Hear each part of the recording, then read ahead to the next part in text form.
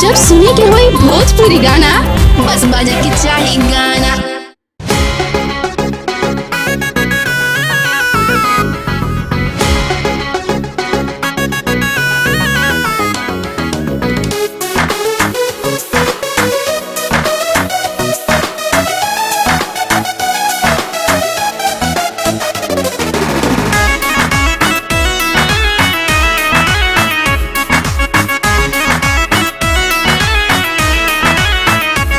मन जोग मरद हम पा गई नहीं कर में के मोर कमाई बा इतना के और मोर करे ले सही में सब मिठाई बा।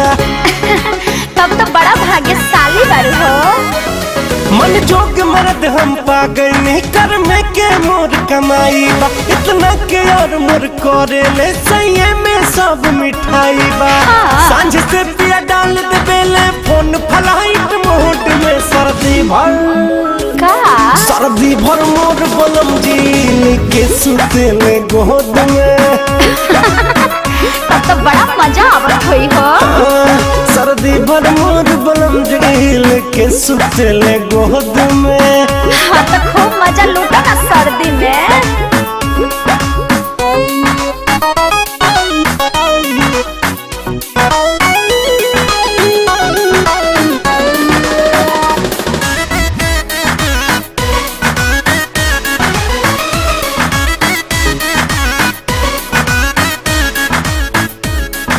का कहीं कितना प्यार करेले सेज पे जब जब आवेले। अकबरिये में धोके हमके बड़ा दुलार जतावेले। हो रजइये में मन बेईमान कपके धा देले। अरे बाप रे। घइये में पिया परेशान कपके धा देले। उनके लाए इतना बानी जितना की सैलरी मोड में सर्दी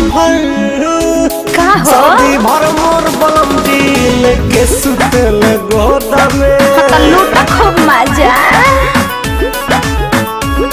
सर्दी भर मोर बलम दिल के सुतल गोदा में।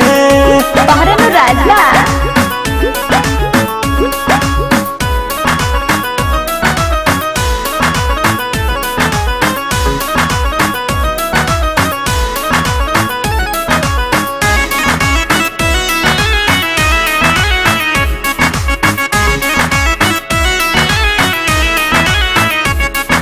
हीटर से भी ज्यादा गर्मी पिया के गोद में पाईला। प्यार के पेड़ पे प्यार से चढ़ के प्यार के फलवा खाईला। हो सतावे ले बाकी प्यार मोहन भर जातावे ले। सिलावे ले पिया मोर मोहन भुलावे ले।